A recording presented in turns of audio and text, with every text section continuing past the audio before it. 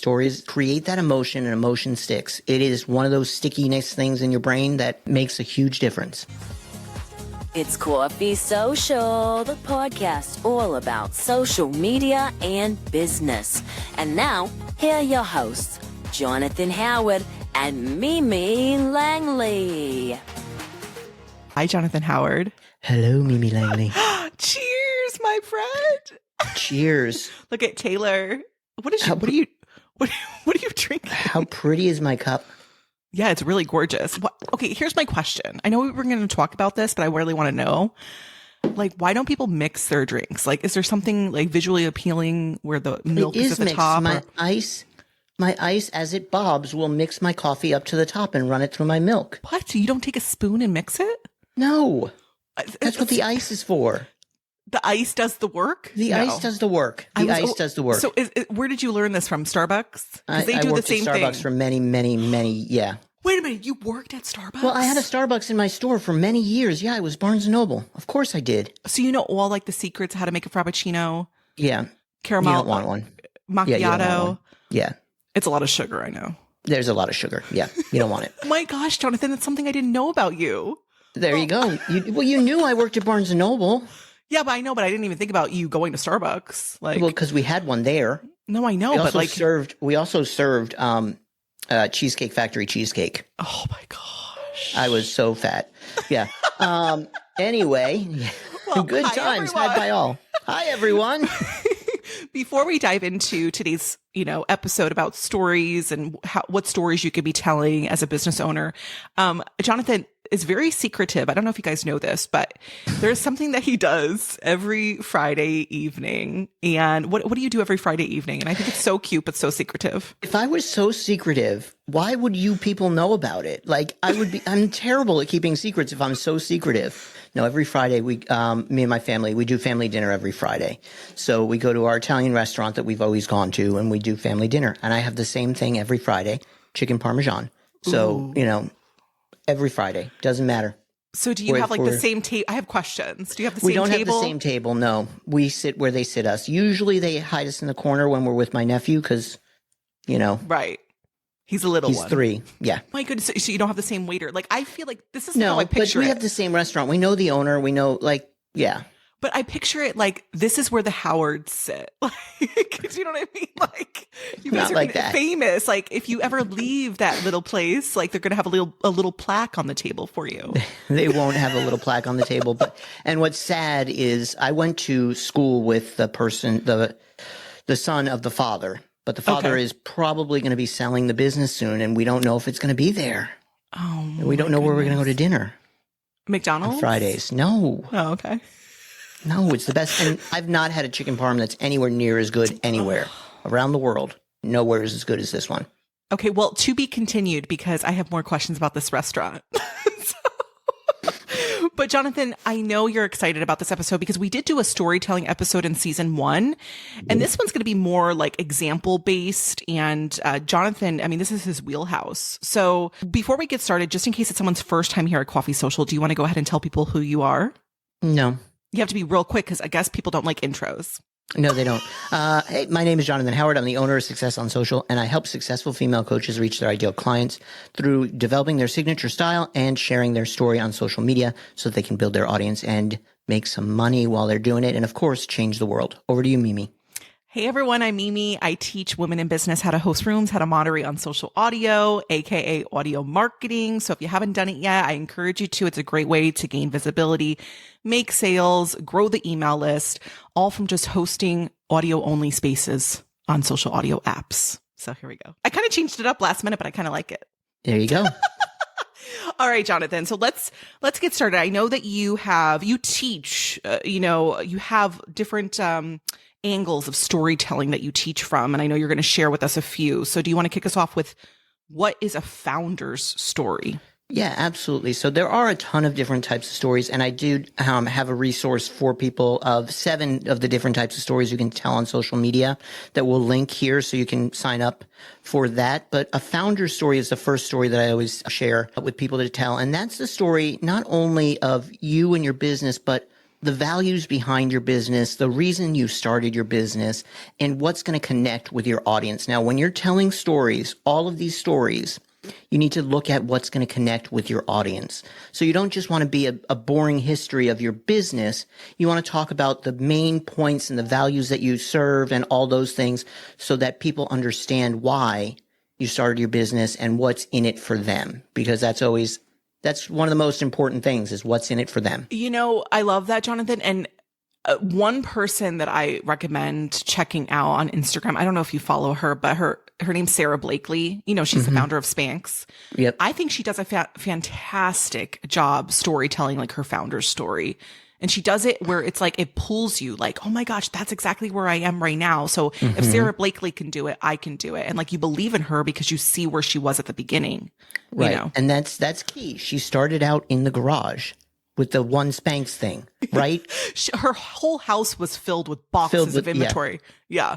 Yeah. And then she just, got on Oprah and that just changed everything. Changed everything. And if it was that easy, no, but she did go through the whole story. And I'm sorry, Apple is the one that started in the garage. And like all of these, those are founder stories that are really powerful because it connects with the people who are watching and they understand they've been in that place too. So. Yeah, I love that. Real quick, I know, like, I want to go into the next one, which is breakthrough story, but just real quick, why do we care about stories? Do you want to just give us like a 1 minute why? Why? Because humans are built on stories. Naturally, our brains understand stories, and that's how we connect. We are built on stories. Since cavemen, we drew stories on the cave walls. That's what we're used to.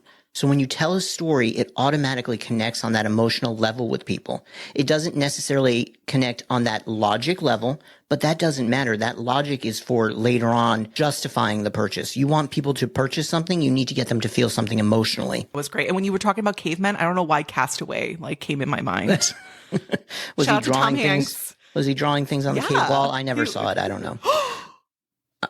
We'll talk about that later. Okay. Volleyball head, yeah. Wilson, first of all. Okay. Breakthrough story is the next type of story that we could be telling. What is breakthrough?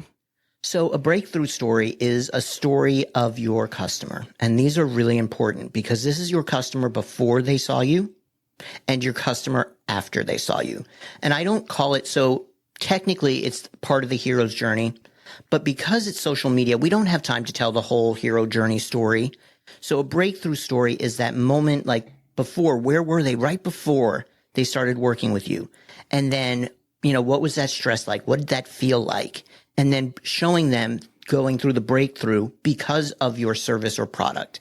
So what does that service or product offer? And then where are they after? And I often call these the sad to happy stories. Everybody sells happy. And most of your clients, before they come to you, they have a problem. So they're sad. So you go from sad to happy. And you want to take your clients and customers from that sad to happy as quickly as possible and make the difference between those two as dramatic as possible. So when you're really telling that story, you want to dig into, I was so stressed and overwhelmed before I found out how I could show up on social media in a way that would connect with my audience. But once I found Jonathan and his signature style content, I realized that I could just show up as myself. And that made it so much easier for me to actually get out there and show up on social media, be myself, and connect with my true audience. Since then, I've gotten this many clients for this much stuff. And it's just easier for me to create content and connect with people. That's a breakthrough story. I need to ask, a couple things. One, are you already picturing what the story is going to look like when you take on a client? Are you already like, okay, this is their before and you note it down so you don't forget what they were like before? Like, are you already doing that? Or are you depending on them to like tell their story? I note their before and I note their after, and I'm aware of it, but I will never tell their story for them. So I might say, hey, do you remember where you were when you first got to me? And look at where you are now. I note the differences, but I wouldn't tell their story because it's their story to tell. But so what if that story? Okay, so what if they don't want to be on video? Because I know a lot of what you do is video based. I mean, obviously there's other types of content that you can use stories in. So if somebody just doesn't want to be on video, which I'm sure you've gotten a no before, like how do you? I often will have them write out, a review for me. And then instead of just posting the review, I will tell the story and have the review posted at the end of it. I'll tell, what they're explaining in the story or where I viewed them at the beginning and where I view them now. And then the review supports that. But those breakthrough stories, I think, are really important to show the pathway that they're going through, because it's not always direct either. And it's not always what they would expect. Yeah, I love that so much. I just really wanted to touch on that because I feel like this is something that personally I miss. Like there's so many people I could have had do a breakthrough story, and I just missed that boat, that opportunity. So I like that you touched on It's never too late. Never too late. Never too late. You can go back and get it from them. I know, but I forget like what I ate yesterday. Like, how am I supposed to? But yes, you're right. You're right. Okay, let's move on to the next type of story, which is, this is a hard one for a lot of people. And I have some thoughts on this, but I want you to tell us like failures and setbacks for stories. Yeah. These are the stories where things didn't go according to plan. These are the stories when your launch failed. These are the stories when you thought you were going to do something and it just didn't happen. And these are hard for people. I get it. But the failures and the setbacks are what make you human. The failures and the setbacks are what make your journey real. And if people are looking to buy from somebody, they don't want somebody that's perfect and everything went beautifully, because they know they've had failures and setbacks. They know things haven't worked for them. So if you're focusing on just all the perfection, the happiness and the roses and the unicorns and rainbows, nobody gives a shit about you, because guess what? That's not real life. They want to see the real life. So share the setbacks, share the things that didn't go well, share the moment where you fell down and show them how you got up and got to this point that you are at now. That's much more powerful than just everything is great. People want to see the journey, what you're doing, how you've gotten somewhere. Okay, can I tell you, because I've been vulnerable. I mean, I don't know if I've ever opened up about like a launch failing. I'm not sure if I'm confident enough yet to share that story. I know you have.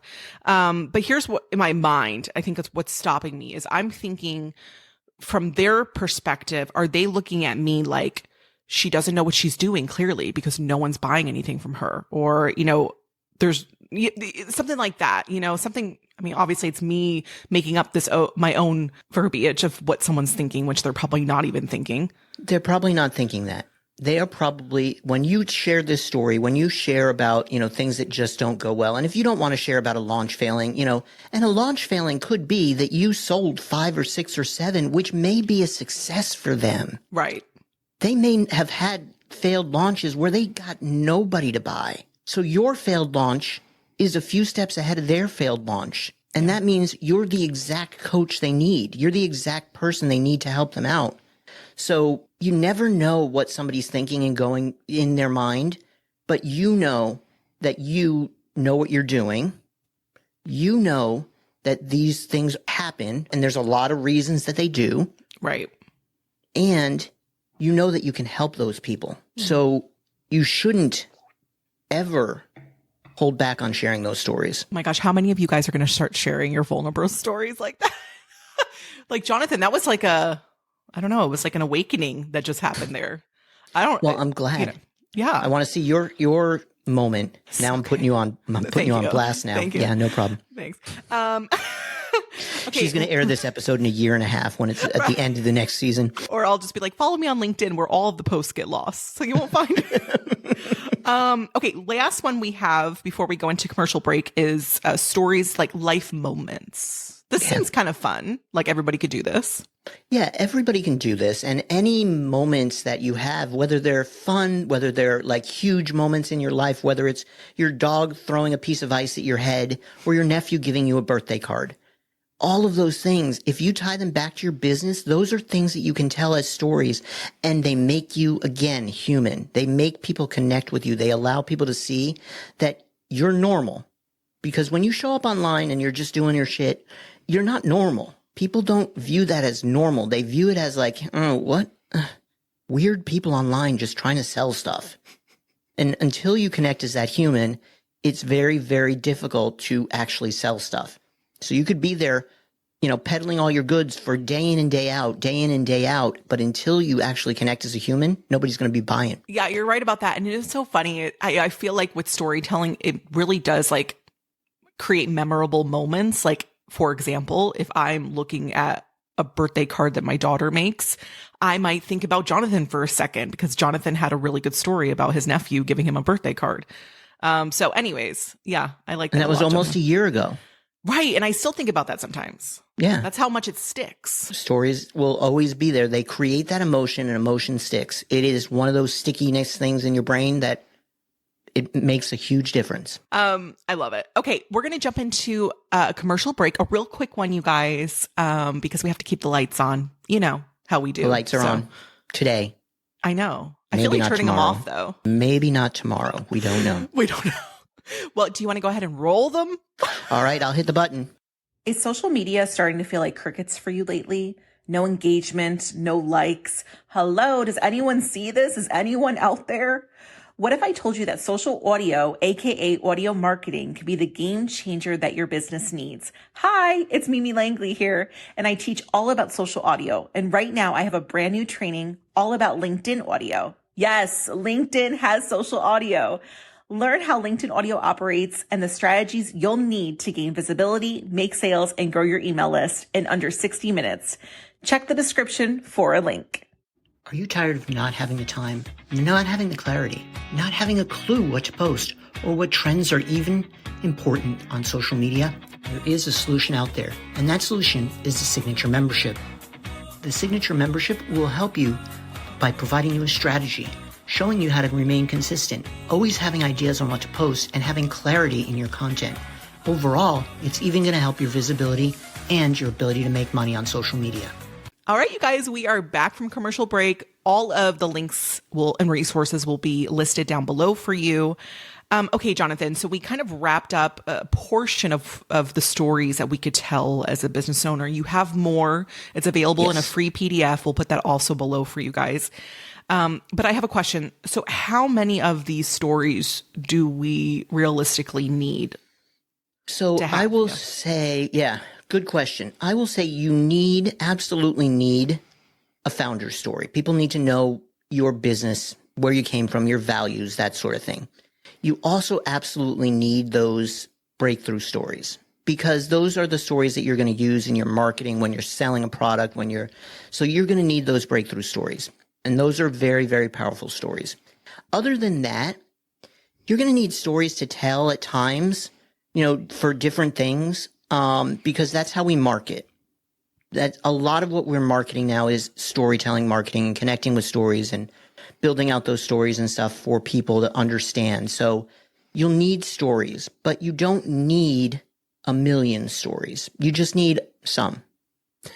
Some in your back pocket, some in your back pocket. Yeah. Because it has to make sense too, where you're talking, and if you're part of like a summit, you're not going to want to pull out a story that just has nothing to do with the people that are listening.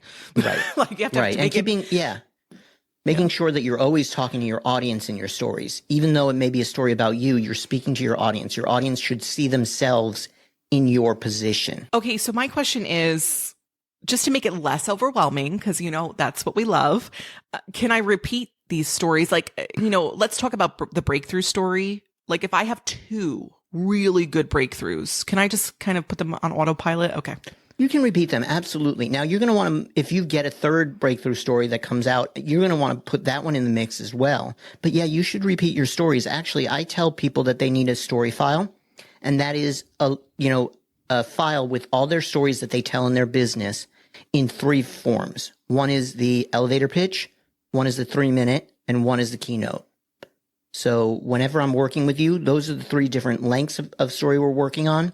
And we're making sure that we're building up our story file so we have them. How long is an elevator pitch story? Elevator pitch is 20 seconds, 30 seconds. Oh my gosh, how are we supposed to tell a story in 20 seconds? I Very can't even. Easily. It takes me 20 seconds to sip my cup of coffee. Yep, it's easy. It is? There's plenty of examples. There's plenty of examples of stories I tell on my Instagram. Can I put you on the spot? We have 20 seconds left. You want to give us a 20 Nike, second? just do it. Wait, what? That's a tagline. It's a story. What do you think of when you think of just do it? Like, Mimi, get up and do the thing because you've got this. Mm-hmm. Yeah. It's aspirational. Oh, I've got to do this. And you remember the other athletes that have done it because that's a whole story. Just do it as a story. Okay. Can you give me another example? You're putting me on the spot. Yes, I Sure. am. You can edit this out. Well, I'll use the same example because the story that I told of my nephew giving me the card. So, it was my birthday last year. My nephew walks up to me and he's smiling from ear to ear and he hands me this card and he could not believe how good it was. He was so thrilled with it. It was like the best thing that ever been created. And I loved seeing that smile on his face. And it reminded me that it's the smile that I want and often do see on my clients' faces when they actually get out there, share their story, and start building their signature style. Now that is a professional, you guys. Wow. I was looking at the clock too. That was really fast. And it's a story. How long did it take you to craft that? Now we're getting behind the scenes. Behind the scenes, I mean, what I do generally is I write out the full story and then I take out the extra, the things that aren't needed to deliver the point. Okay.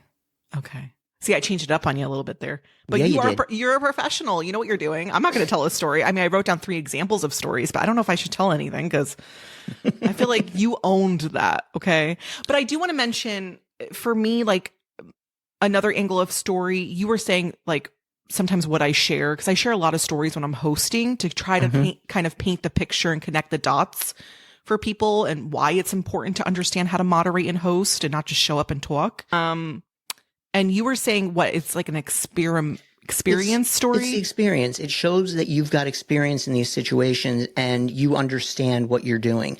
It helps build up your like, know, and trust because you've been in it and people are going to go to you because you've developed that expertise. So as you tell those stories, those are important stories for everybody to tell as well. It's building that expertise. It's connecting with the audience based on what they have problems with. So if they see that you had a problem with that or you have a solution to that problem that they're having, then that's going to build up the trust tremendously. Okay, that's beautiful because I have like 3 go-to that I always do on repeat. And, Give an example. What's one of your go-tos?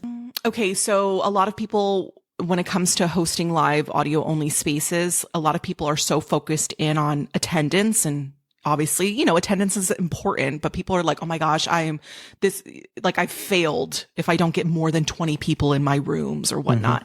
But for me, it's quality over quantity anytime because I always give the example of I was hosting a regular room I always do, and I had 6 people come in that room and I could have looked at it like a loss. I could have ended the room early, because of the number of attendance, but I didn't. And I stayed the whole way. I gave it 110% like I always do. And I ended up getting 3 people to purchase my workbook / guide.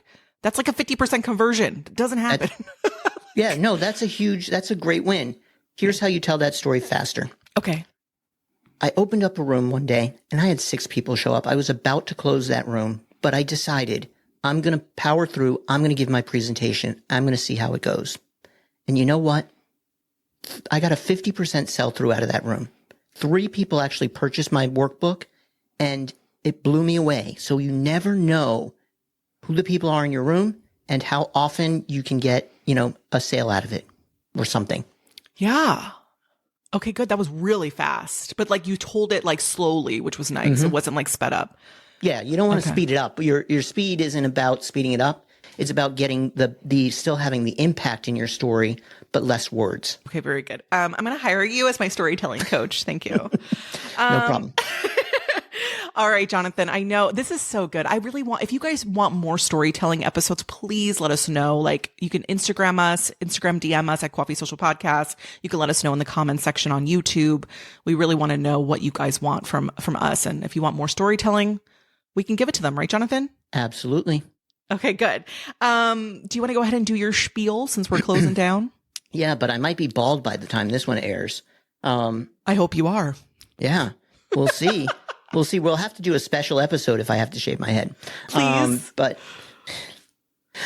since that time has passed, thank you for those of you who actually participated. And if you haven't, don't worry about it. We're happy you're here still anyway. So make sure that you go over to whatever platform you listen to your podcast on and give us a rating of 5 stars because Mimi loves her stars.